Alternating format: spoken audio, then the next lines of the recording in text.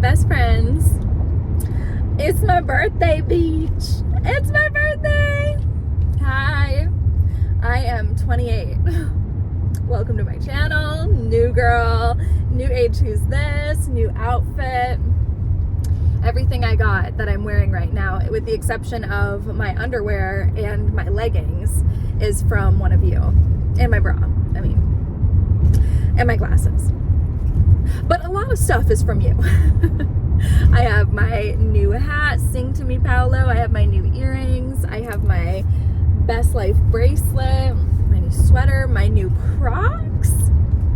If you guys have not seen, I did a P.O. box unboxing of all of my birthday presents from my P.O. box, and I did one on my ASMR Patreon, and I did one on my ASMR channel. So definitely check those out if you're curious to see what I got. I'm so lucky. I'm so grateful. Oh my gosh, it's just unbelievable. I'm glowing. I'm so happy right now. It is a super hot day. Tomorrow is going to be extraordinarily hot. And I had to wear my sweater anyway because I was like, it's my birthday. You know what I mean? It's my freaking birthday. I'm gonna wear all my gifts from my subscribers. So, from my best friends. Ooh, mosquito. Oh, perfect while I'm driving. Love that for us. Oh, I didn't get it either. Dang it. Fucker. Anyway. No, nothing to see here. No big deal. I mean, it's not my fault that I'm a distracted driver if it's a mosquito in my car. I have so many mosquito bites. The other night was unbelievable. So, not last night. Last night was okay. There were like a couple mosquitoes here and there. But the night before, we were just sitting inside the house, and literally it was just like dozens of mosquitoes. We just kept killing them and killing them and killing them. And we were like, what is going on? It was like there was a door open or something, and they were all just flooding in, and it was the weirdest thing because like there wasn't anything open, not a window, not a door, nothing, and it was just wild. We kept killing them, but they would just show back up. It was so weird. But yeah, that night I got eaten alive. I've got to wash my self-tanner off. It's starting to look really silly on my feet, so because I didn't do my feet. I did my ankles but not my feet, so it's just starting to look a little silly. So I'm hoping that that'll rinse off and look more, normal. But either way, I'll turn that off so it's not annoying to you. I have a Celsius here, and I'm on my way to Costco. CJ really wanted me to come to Costco, and I was like, I just don't want to. Like, I want to film a vlog. I want to film a video in my car, because that's what I genuinely love doing. I love filming. So, like, what do I want to do on my birthday? I want to coupon and I want to film. Hello. But you can't really coupon up here. It's not as convenient because it's not like right by the house, it's like far away. And then with filming, I was like, sweet, I can like bring my microphone out, film a video in my car, like it'll be so nice. And then he was just like, but I really, really want you to go. And to be honest, if I really wanted him to do something on his birthday and he was like, but it's my birthday, I'd be like, so, you know what I mean? So I was like, okay, I'll do it. So our compromise was I am going to Costco, but I'm driving by myself so I could film a vlog on the way there and on the way back. So yeah, I am on the way to Costco. I'm following CJ. He's in front of me. But I get a little bit of time to myself in the car because Costco is like over a half an hour away. So that means I have a half an hour there and a half an hour back to just sit. Listen to the 10-minute version of All Too Well 3 times in a row. Oh my gosh. And I'm not even like a Swiftie. I'm not a Taylor Swift fan. But the more I learn about her and the more I see her work ethic and like listen to her lyrics, I'm just like, whoa. I'm just blown away. Like, even if you're not a fan of Taylor Swift, you've got to respect her. Like that's how I'm starting to feel about Miss T Sweezy. God, he is going so fast. He's always like, I don't even go that fast. I'm like, literally, you are going 20 miles an hour over the speed limit. I can't catch up with you. And he's like, you just go slow. I'm not even going slow. I'm going 5 miles an hour over the speed limit, and you're just blazing ahead of me. Men, I tell you what. So we are on our way to Costco. We have to get buns. We have to get burgers, pickles, Celsius, Gatorade, or like the Kirkland brand of Gatorade, the single serving bags of chips, etc. It's definitely going to be a wasteful birthday in terms of like the environmental impact, which is a bummer because, you know, I don't like to waste all that single serving plastic and stuff. It's just like, I hate it so much, but it'll just be easier that way since there are going to be so many people coming just to have like the plastic silverware and stuff, or the plastic forks and knives and everything. I wouldn't buy them, but somebody else is buying them, so we're going to use those. And yeah, just all the water bottles and the cans of soda and the White Claws and everything like that. It's just going to be very wasteful, but that's okay. It's one day a year, you know. And I wouldn't do it for my birthday. Like I said, I buy tons of silverware from like Goodwill and the Dollar Tree and stuff just to have, because for that reason, so that when I do have a party, I don't have to use plastic forks. I can literally just grab all of my Dollar Tree forks or my Goodwill forks or whatever and just use those. So I have like 40 forks at home. But it's not going to work out this time just because there are going to be a bunch of people and like a bunch of people eating multiple meals. It's not just going to be like one party, one meal where I can just bring my 40 forks. It's going to be there. Everybody's arriving at like noon tomorrow. So it'll be breakfast, or not breakfast, but like lunch, snacks, dinner, cake. And then we're doing breakfast or brunch the next morning. So it's going to be a lot of meals and a lot of plates and stuff like that. I won't be using a plastic fork, but everybody else will. Because I am bougie. That's what I love about hosting parties at my own place, even though the cabin's not mine, but like at my own, in my own space. I love being the host because I can be like, you know what? I don't feel comfortable in this outfit anymore. I'm going to go change into something more comfortable. And I can just go change. Or I can be like, I'm going to use a fork if I want to. And I just do. Or I can like go to bed. I can just sneak off and go to bed when I'm ready. You know what I mean? Like I don't have to. It's just so much more comfortable being in your own space. And I love hosting so much. I do. I like making things comfortable for everybody, making sure they have everything they need. And this will be great since it's only one day. You know, it's not like people are staying for a whole week or something where I have to worry about like, oh, okay, they're going to need to shower, so I need to get them towels. I need to like show them how the shower turns on and all that stuff. I don't have to worry about any of that. It's just going to be the one night. I have so many bad mosquito bites all over me. I'm just like lumpy and bumpy. But I still look stunning, beautiful. I do. Ooh. Yeah. It's going to be a beautiful day tomorrow.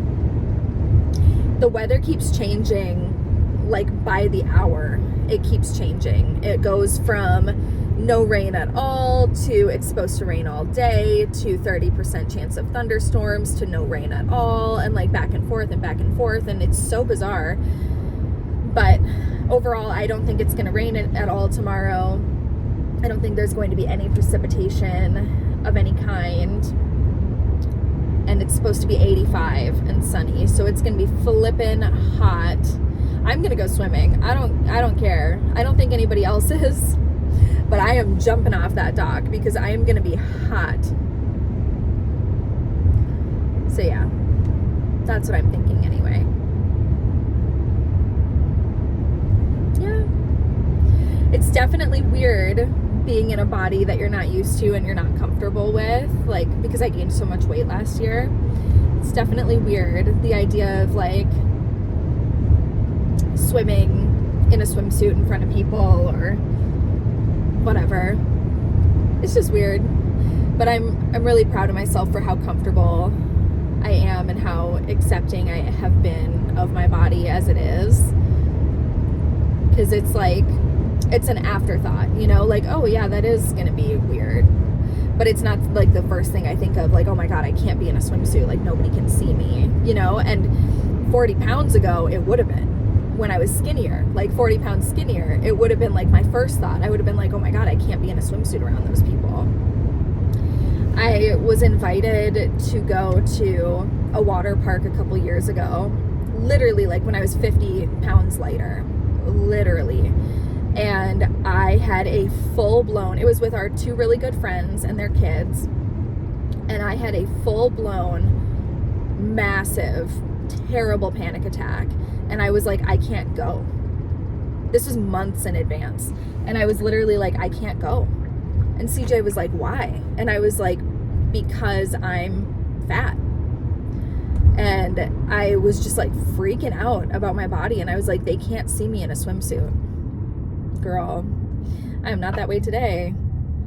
I tell you what, it still crosses my mind, but it's not like panic attack inducing and like the first thing I think about, and oh my god, I could never let them see me. Like, bitch, this is my body. This is just what it looks like. If anybody has anything nasty to say about it, they wouldn't dare. They would never dare say it to my face. You know what I'm saying? So think whatever thoughts you want. This is how my body looks at this moment, and there's nothing I can do about it right now. Like, that's the thing. There's stuff you can do about it over time, but if it's not something I can change in 5 minutes, then why spend 5 minutes thinking about it? Why spend 5 hours about it, 5 months thinking about it? I can change it over time. I can change how my body looks. I can change its composition. I can change how muscular I am. I can change my weight, but I can't change it overnight. So what am I supposed to do about it? Freak out, stress, cry? Girl, please. There's nothing I can do. So I'm not going to freak out about it. Yeah, but it's gonna be fun. I think I'm gonna swim. I'm going to play beer pong. Gonna do all the things, all the party things. I'm not really doing much today. My parents were like, oh, do you want to go to lunch later? I was like, I don't know. I'm not really sure. Not 100% sure what I want to do. I just kind of want to chill, you know. There's nothing, like, I don't want to party tonight or anything like that, just because I'm doing CJ's birthday tomorrow, and I guess all I could really say that I would like to do is maybe play some board games with my family, like with my parents and CJ and stuff. I think that would be fun if they played board games with me. But at the same time, like, we have so much to do for the party tomorrow that we wouldn't really have time to just sit there and play board games for 5 hours, you know. So I don't know. Maybe I'll bring it up later if nobody's doing anything, and yeah. Then CJ's sister Misty is coming to the party, and I'm really excited about that. My parents were like, hopefully you guys can sing, and I was like, I hope so. I would love that. We always sing together, or she plays the piano or plays the guitar, and we put on a show, and it's so nice. If you are passionate about any kind of anything, you know how it feels when people are just like, hey, can you just sit down and do that thing that you're passionate about for me? Like, you just never get the chance to do it in front of people, especially with singing. Like, you don't ever get the chance as an adult, unless you like sing in church choir or something, which I don't do, but you never get the chance to perform anymore. And I used to perform in middle school and high school, and it was literally the highlight of my young life, like before I had kids and or yeah, before I had kids, it was the highlight of my life, the best time in my life. And you just can't get that again as an adult. Like, where am I going to go perform, you know?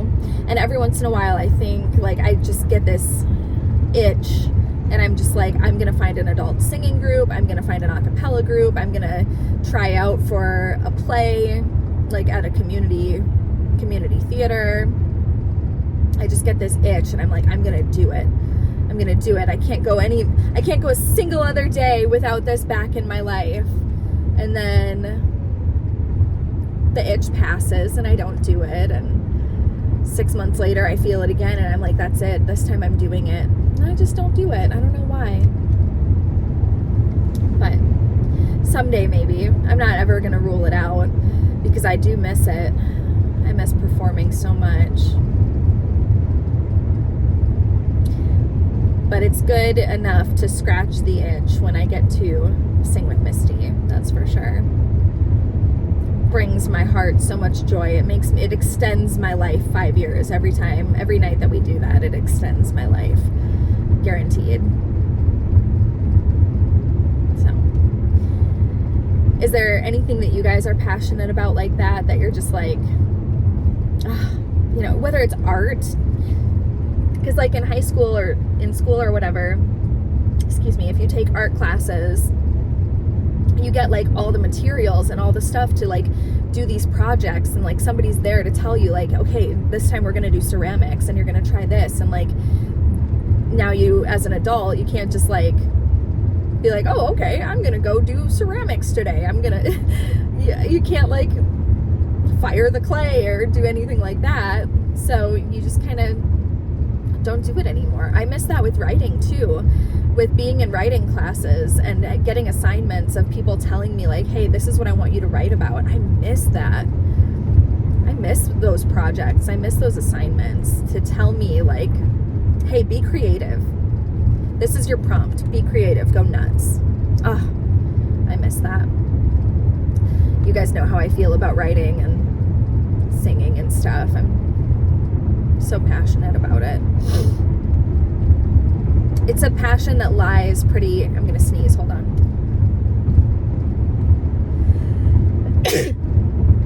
Excuse me. It's a passion that lies pretty dormant though, because it can't be practiced. It can be, but I'm doing so many other things that it just doesn't really get practiced. So I don't do it.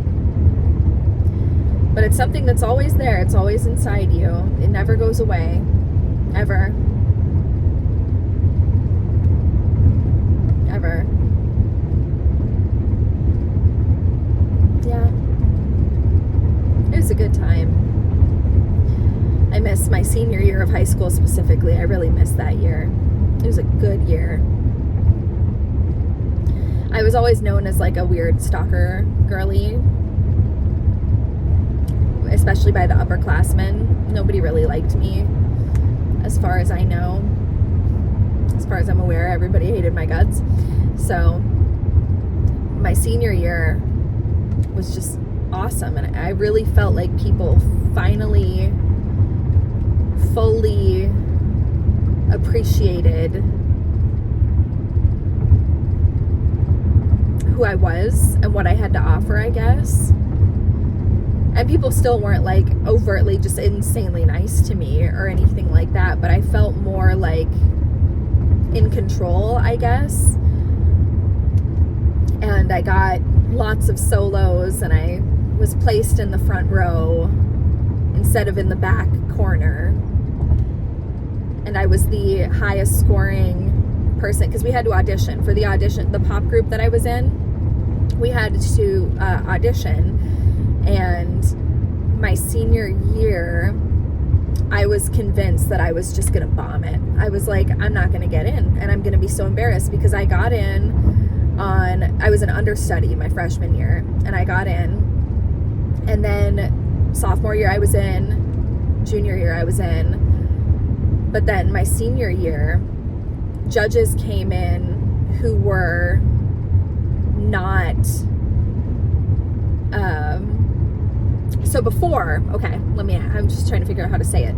The judges who decided your scores and like whether or not you got in were like the instructor herself and like her family members. So people were worried that it was like biased, right? Because they were just like, oh, well, they're only getting in because they got in last year and they're so close with the teacher, right? And so they brought in new judges who were completely unrelated. And so I was like, oh my God, like even thinking about it now, I almost didn't audition because I was just like, I don't want to be embarrassed and audition and not get in. Oh, I was so terrified, and I was like, I'm not even going to do it. I was so anxious. I was convinced I was just going to bomb it. And then, not only did I get in, I was the highest scoring female out of anybody who auditioned, and I was by far not the most talented. But I got the highest scores on my audition, so I was the, like, president or whatever of the group, me and this other guy, because they took the highest scoring guy and the highest scoring girl, and they were like the leaders or whatever. And yeah, so not only, that's always a lesson that I think about in my life whenever I think like, oh my God, I'm not good enough, I'm not going to get this. Like, I've only ever gotten in on luck the last couple years, and just because they felt bad for me and didn't want whatever. Whenever I think that I'm just going to epically fail, I remember that time, and I'm just like, I thought that was going to be the worst thing in the entire world, and I ended up being the best. And we had to sing a song from the previous year, I think. What was it? Yeah, we had to learn this song and dance, and so we had to perform that, and then we had to sing the national anthem, I believe, and then like one other song, and then they judged us off of all of that and gave us scores, and depending on how high our scores were, we got in. And I think I got like 98 out of 100 points or something like that. Just amazing. That's still like such a proud moment for me, and I know it doesn't mean anything in the long run, but at the time it really showed me a lot, because I was so close to not even doing it at all and letting anxiety win. But I didn't. So I miss that. I miss it very much. Good times. And I always thought that I was bad. I was like, I'm only in this because I've been in it the previous year. So that's the only reason I got in, because I was always placed like in the back right corner. And it was such a bummer, but I remember the instructor, she said, she was like, over 200 people auditioned to be in this group, and there are 35 of you here. And any one of those 200 people would do anything to be in the back right corner and to be up here on stage with you guys. So don't complain about being in the back right corner, or whatever corner, you know, either corner. But I always tried to be grateful, but it was hard sometimes, because I was just like, come on, man, let me shine. Like, let me get a solo, let me be in the front. But there were so many other people that were so much more talented than me. So I understood and I got it. But at the same time, it always hurt a little bit, because I was like, oh, I suck. That's why I'm back here. But that wasn't the case. I didn't suck. I was great. But somebody needs to be in the back corner.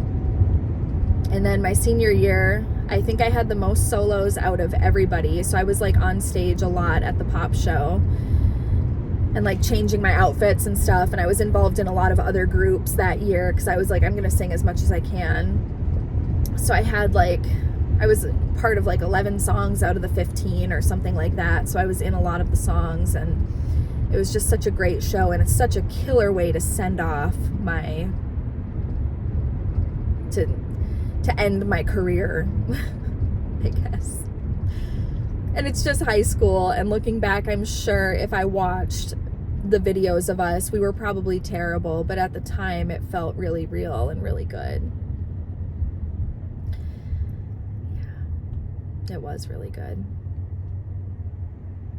I got this group together of these two guys and this other girl, And I was like, I really want to do an arrangement with this song Time of My Life from the Dirty Dancing soundtrack. And they said yes. And it was just chill. We just sat on 4 chairs and sang to each other. But I really remember that, and it just brings a smile to my face, because these were people who weren't always necessarily nice to me, or who I never really thought liked me, and they did it anyway for me. And that's the only reason they did it, was because I asked them to. Like, otherwise we weren't like a group that always sang together, or that they would have reached out to me and been like, will you sing a song with us? Like, they never would have done that. So the fact that they did that was really meaningful to me. Now I've had the time of my life, and I owe it all to you. It's a little smart car. It's like the size of a shoebox. Yeah, I miss that. I really do. It was a good year, my senior year. Every other year, kids were fucking so mean to me. They were so rude. The boys really were the rude ones. The girls were girls, so, mean in general. But the boys were so mean. They were always like, oh yeah, like, we can be friends. Like, we can talk, we can write notes, we can, like, talk on the phone or whatever after school, but, like, you can't tell anybody that we talk. So mean. This one guy, I had a crush on him for years, like, literally my whole life. And everybody, if anybody's watching me in real life, you all know who it is. And if by some chance the guy is watching, he knows it's him too. And he was so mean to me, like, in a deep kind of way, where it's not just overtly like, you're stupid and ugly, like, just bullying. It wasn't like that. It was more like one time we were talking and we were flirting, and we were, like, in the locker room, or not the locker room, the locker bank area. And we were, like, talking and flirting, and he gave me his glasses, because he had these, like, those reflective glasses that, like, police officers wear. I don't know. But he had those glasses, and he, like, let me try on the glasses, and I took a picture. And then these people started coming into the locker bank, and he was just like, give me my glasses back. Like, people can't see that I'm here talking to you. And I was like, oh, okay. Just hurtful. But my phone's about to overheat, I think. I don't know. It looked like it was for a second. It looked a little glitchy. But yeah, just little hurtful things like that, where it was just like, oh my God. And I think that's why I formed some attachments, like some deep attachments to the first guys who ever liked me openly, because the boys were just so mean to me, and they would, like, love talking to me, and, like, talk to me on the phone every day after school, and, like, write notes back and forth with me in class, and just, like, be so flirtatious and so kind. And then they would be like, but, like, if anybody finds out about this, I'll never fucking talk to you again, because that would be so embarrassing for me. And it was just, like, horrible, because I'm cool as shit, and I'm funny, and, like, I'm awesome, but I was different, and I was weird. And so that doesn't go with, like, middle school and high school. That doesn't hit. You don't flirt with the weird girl, But yeah, so the first boys who ever showed me, like, hey, I'm gonna like you, and I'm gonna tell everybody about it, I still just have such a special place in my heart for them, because even now, like, as an adult, after so many things in my life have happened that, like, long story, but after so many things in my life have happened, you'd think that I wouldn't feel that way anymore, but I'm still just like, oh, you know, because they were the first ones to ever show me like that I wasn't an embarrassment, that I didn't deserve to feel shamed. Yeah. That people were just like, yeah, I like her, so fucking what? You know? Kids are cruel, man. They're cruel. But I'm just about to the Costco. If you have made it to the end of this video, tell me happy birthday in the comments. I would really appreciate it. I would love that so much if you guys did. And I will hopefully film another video on the way home from the Costco for you guys. Who knows? And then I'm hoping to film an ASMR video in my car later today. So yeah, I will see you then. And I love you very much. Thank you for making this such a wonderful year for me and making my birthday so special. And I will talk to you in my next video.